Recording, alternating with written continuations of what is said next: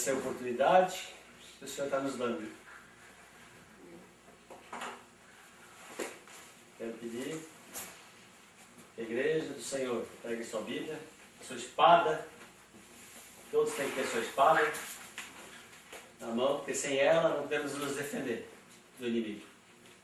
Então pegue sua espada, abra em Romanos, capítulo 12. Podeis assentar. Vamos ler bastante coisa. Né? Primeiro eu quero falar, Romanos foi escrito por Paulo, apóstolo Paulo, um dos maiores apóstolos que, para mim, é um dos maiores apóstolos. Mesmo sendo o último, ele foi o maior apóstolo, que mais cartas escreveu. Existe na internet aí, dizendo que ele é um anticristo. Né? Dizendo que o apóstolo Paulo é anticristo. É um absurdo que estão falando. É? Não sabia disso. Eu vi agora essa semana. Na verdade, eu recebi um e-mail falando o anticristo, o apóstolo Paulo.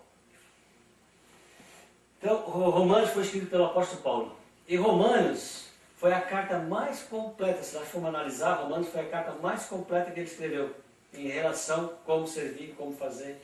Né? Tem todas as instruções necessárias ali para a igreja até hoje. Ele escreveu aproximadamente 56 anos depois da morte de Cristo, essa carta. Então, vamos à carta. Romanos capítulo 12. Assim diz, né, o apóstolo Paulo. Rogo-vos, pois, irmãos, pelas misericórdias de Deus, que apresenteis o vosso corpo por sacrifício vivo, santo e agradável a Deus, que é o vosso culto racional.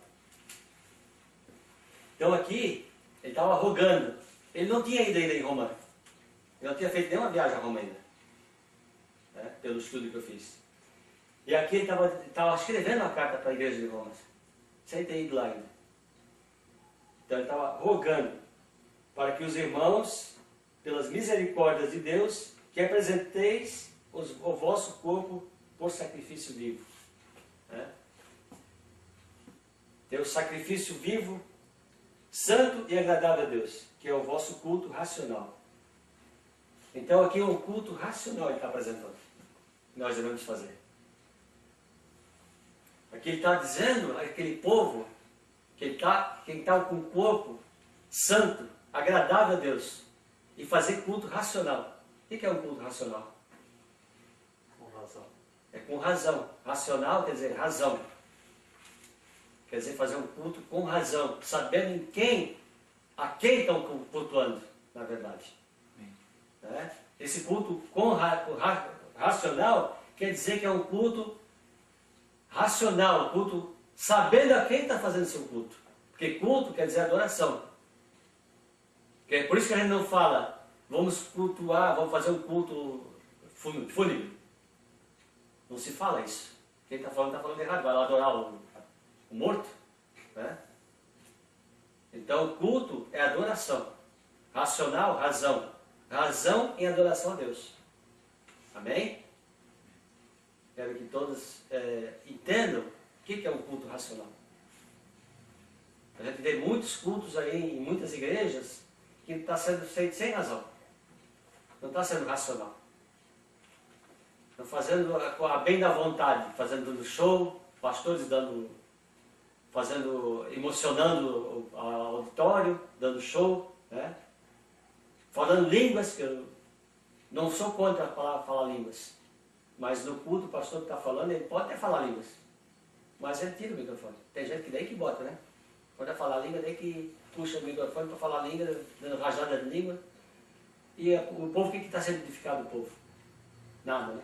E se tiver alguém, um induto, um novato ali, um cara que nunca foi na igreja, o que vai dizer? Né? Então, a Bíblia, por isso que a Bíblia ensina a fazer um culto racional. E temos que ter a razão de fazer adoração a Deus.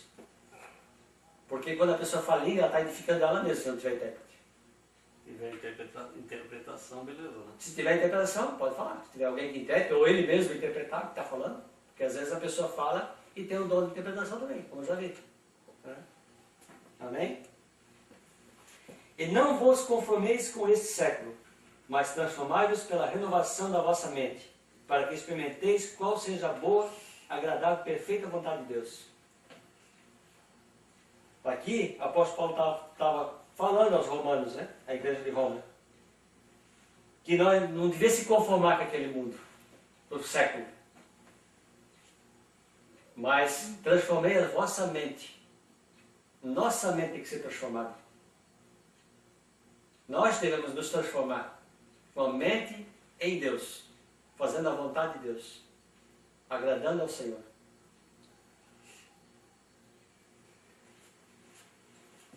Porque, pela graça que me foi dada, digo a cada um dentre vós que não pense de si mesmo além do que convém. O que ele está falando? Ele está falando que a graça que foi dada a ele. Mas para cada um foi dada uma graça. Deus distribuiu os seus dons para cada um. Todos nós temos a graça de Deus. Aqui ele diz aqui, a cada um de vós, pode ver, ó. Pela graça que me foi dada, digo a cada um dentre vós que não pense de si mesmo além do que convém. Ele estava dizendo, referindo-se a ele mesmo, né? Que ele teve a graça de Deus, mas ele não podia querer sobrepor pelos outros. Porque todo mundo tem a graça de Deus. Não querer ser melhor que o outro. Não ter inveja do outro, porque o outro tem o dom disso e eu não tenho. E a gente tem muito na igreja isso. Pessoas com dom e outros com inveja daquele dom daquela pessoa. Mas ele tem o dom dele também. Ele só não buscou. De certo, está ainda amortecido, está oculto ainda, porque ele não buscou saber qual é o dom.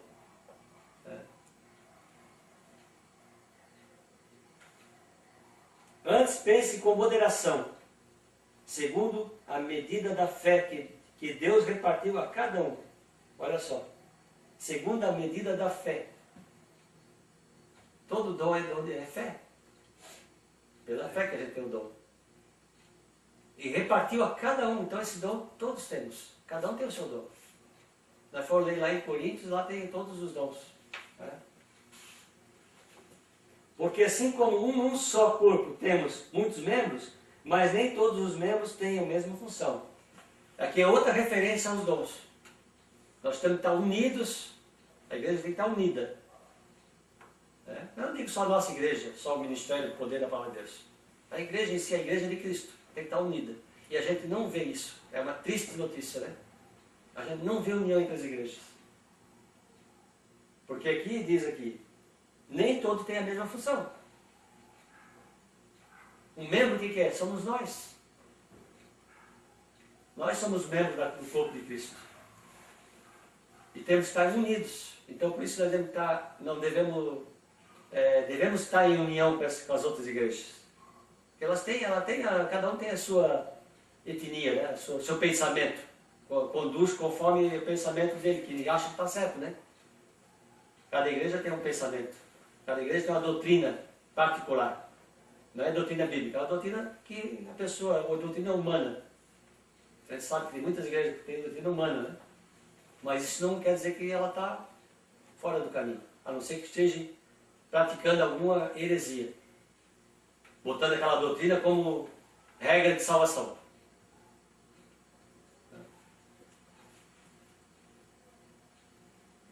Assim também nós, conquanto muitos, somos um só corpo em Cristo, e membros um dos outros. Olha só. Tem que estar unido, irmãos. Tem que estar unidos. Fazendo em um só corpo. Unido na cesta do monte. Também. Tendo, porém, diferentes dons segundo a graça que nos foi dada, se profecia, seja segundo a proporção da fé. A pessoa para profetizar tem que ter fé. É verdade. Se não tiver fé, ela não profetiza.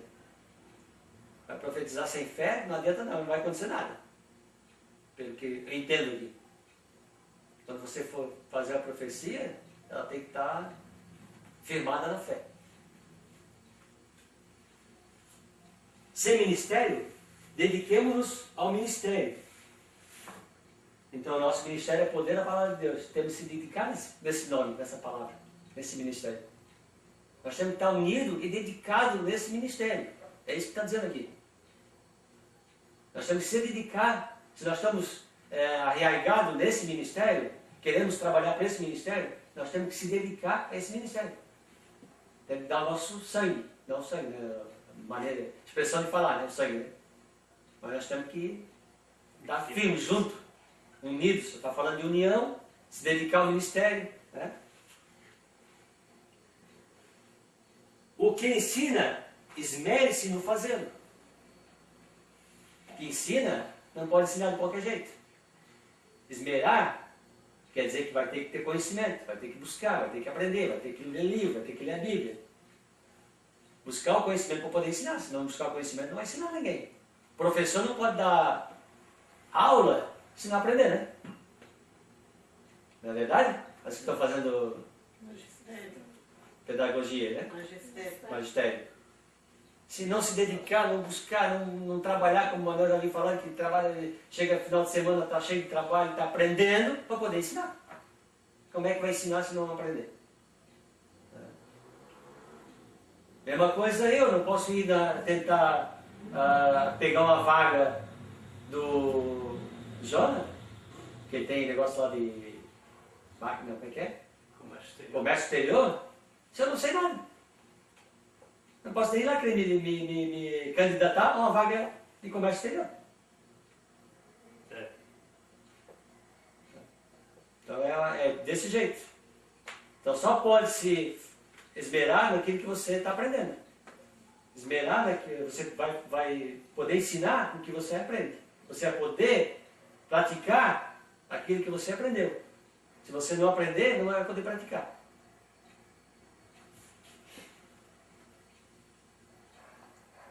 Todo mundo em silêncio. Concordando? Amém. Amém. Amém. Glória a Deus. É desse jeito mesmo, pastor. O que exorta, faça com dedicação. Que exorta, faça com dedicação. O que é fazer com dedicação? É exortar, não maltratando, né?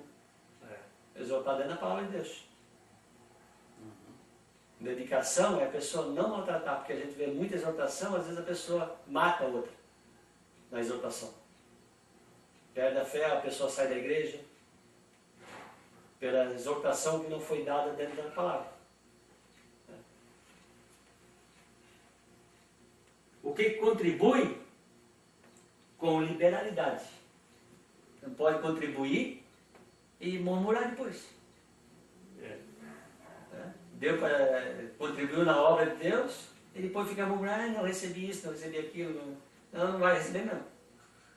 Vai receber mal aquilo que deu. Porque Deus não fica devendo nada para ninguém. Então, se a pessoa deu 100 pila e murmurou, os 100 pila vai receber de volta, tranquilamente. Mas não vai receber mais que isso. Experiência. O que preside com diligência. Presidir é o quê? A pessoa que está presidindo alguma coisa. Na frente. Na frente de um trabalho. Meu Manuel, ele é presidente, ele preside nesse ministério. Então ele tem que presidir com diligência. Diligência é saber tocar. Como é que a diligência, né? Já for pegar uma diligência de carroça, aquele lá, a pessoa que está ali manejando, ele tem que saber guiar os cavalos, né? É um exemplo, né? No caso, ele tem que, a diligência dele, ele tem que saber guiar as ovelhas. Que preside, tem que presidir com diligência, guiando as ovelhas no caminho certo. Tá certo. Quem exerce misericórdia, Com alegria. com alegria. Misericórdia, esse é tremendo, né? Misericórdia, tu Fazer o que a gente está fazendo. É, Levar lá o sacolão, tu levar uma palavra. tu saber que a pessoa está necessitada e você ir lá com alegria levar a alimentação espiritual e a alimentação da carne também, a pessoa precisa. É fazer isso com alegria, é o que a gente faz.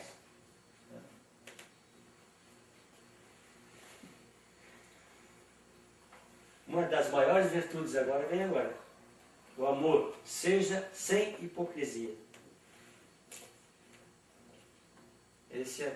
O amor é difícil. A gente tem que amar a pessoa, não é fácil. Imagina, né?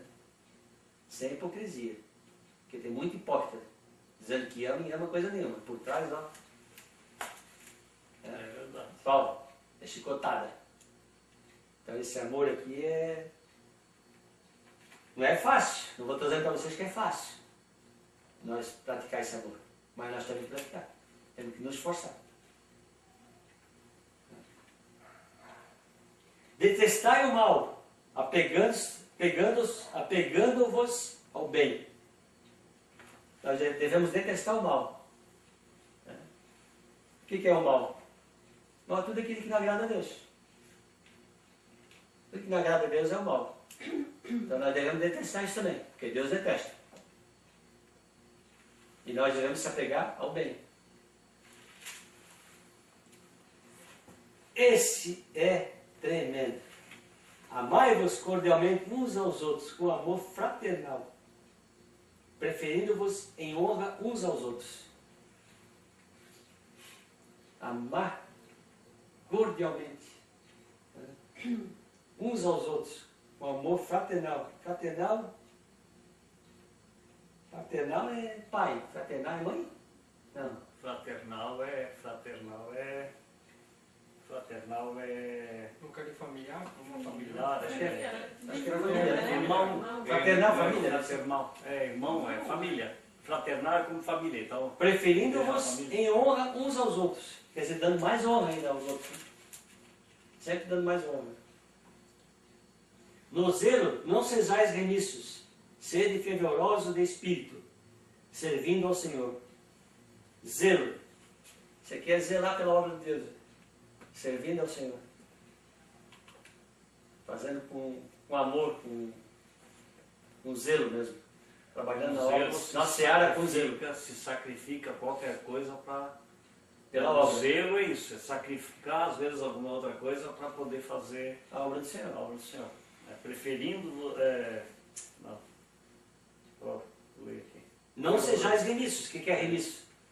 Remissos quando é remisso é o mesmo que omisso, né? Omisso. Se omitir. Se eu mentir, não seja remissos. Não sejas remissos.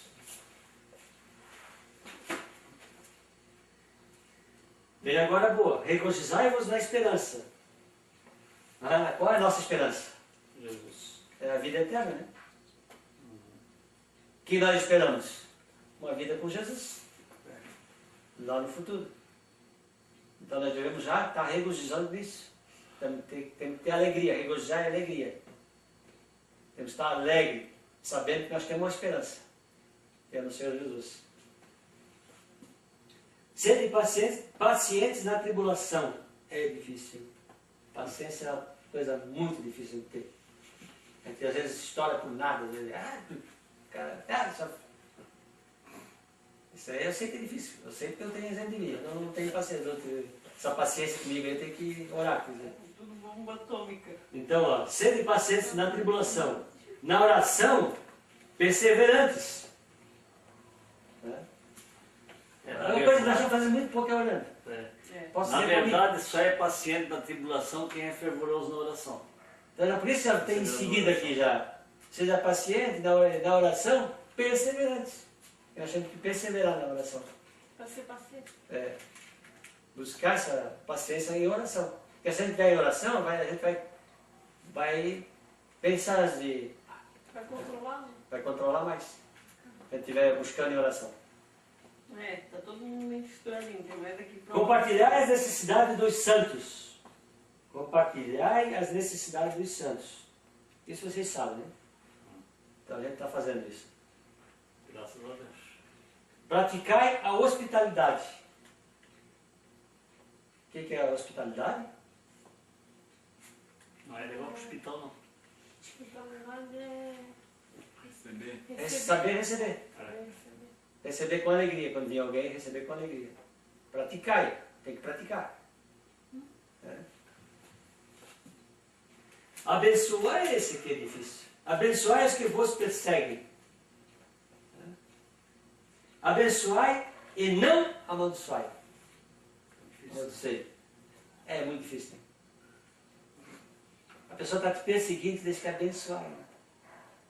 E ainda dá uma chamada. E não amaldiçoei. É verdade. Abençoai os que perseguem. Os que te perseguem. Né?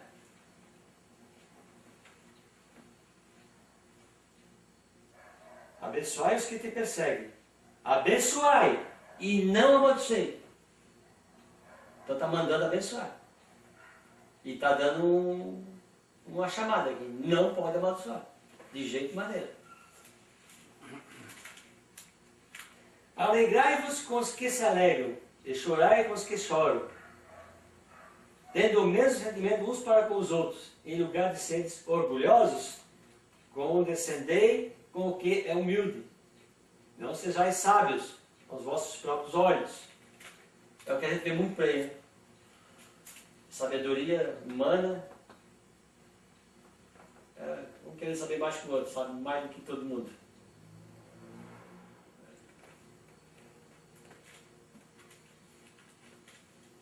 Não torneis a ninguém mal por mal. Meu Deus do céu.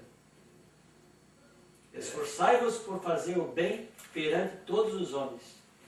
Temos que nos esforçar mesmo, porque se ele está mandando esforçar aqui que é difícil. Né? Se ele está falando que nós devemos esforçar-nos para fazer o bem, porque não é fácil. Não é fácil.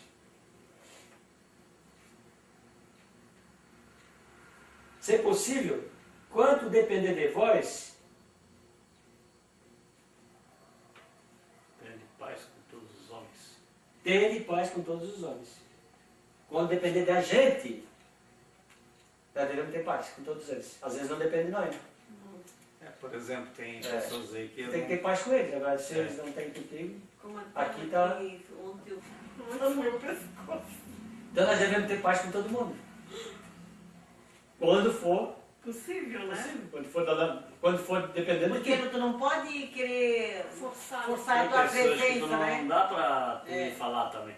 Tu não tem como forçar a tua Então, presença. daí quando depende de vocês, tem paz. É. Quando depende da gente, né? Tem que ter. Não vos vingueis a vós mesmos, amados, mas dai lugar à ira. Isso aqui não está dizendo que nós temos que dar lugar à ira para nós, aqui não é nós não. Aqui está dizendo dar lugar à ira de Deus. É o outro completo, outro versículo ali. Né? Porque está escrito, a mim me pertence a vingança e é que retribuirei. Eu é que retribuirei, diz o Senhor. Então quando fala ali, né, porque parece que está falando dele mesmo, né? Não vos vingueis a vós mesmos, amados, mas dai lugar à ira. Não vinguei, mas dá lugar à ira. Dá lugar à ira de Deus. Né? Que está escrito. Pelo contrário, se o teu irmão tiver fome, dá-lhe de comer. Teu inimigo. Ô irmão. Estou de óxido. Olha só, irmãos. Pelo contrário, se teu inimigo tiver fome, dá-lhe de comer.